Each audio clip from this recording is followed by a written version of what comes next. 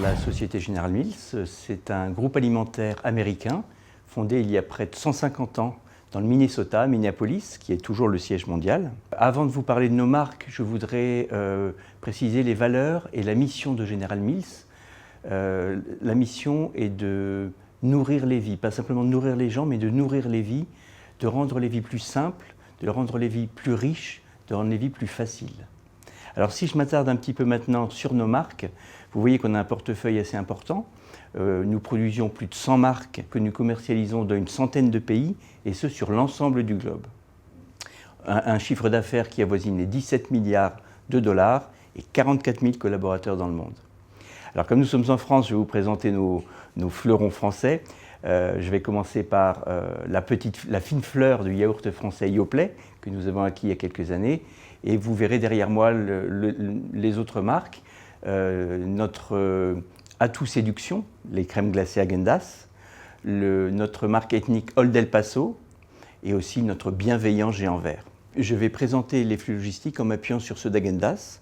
Donc nous avons la chance d'avoir une usine dans le nord de la France, à Arras, comme vous devez le savoir. Une usine qui a une vocation nationale, européenne, mais aussi internationale. Donc cette usine distribue nos produits, nos crèmes glacées, dans nos entrepôts européens.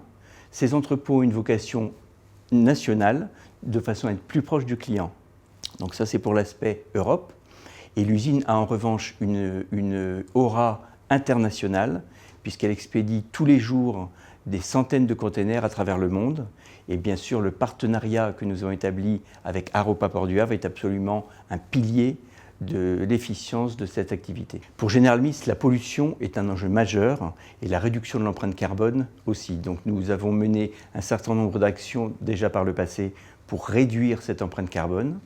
Avec le port du Havre, nous avons notamment mis en place un système de feeder qui, au lieu de descendre du Havre vers nos destinations du sud-ouest, en camion, comme c'était par le passé, maintenant prend le feeder jusqu'à Bordeaux et donc retire énormément de kilomètres de la route. Donc ça, c'est déjà un gain très important. Nous avons fait ça dans d'autres secteurs avec d'autres acteurs. Et notre volonté est vraiment de recourir au maximum aux modes alternatifs, c'est-à-dire au train et au bateau. Donc au bateau, que ce soit le maritime et le fluvial.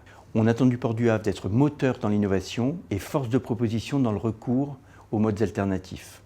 Et aussi de répondre à nos exigences qui sont bien évidemment la sécurité alimentaire, c'est notre credo, l'environnement et dans un monde qui évolue en permanence, la flexibilité et la rapidité. Pour moi, Aropa Port du Havre, c'est la confiance, l'innovation et le rapport qualité-prix.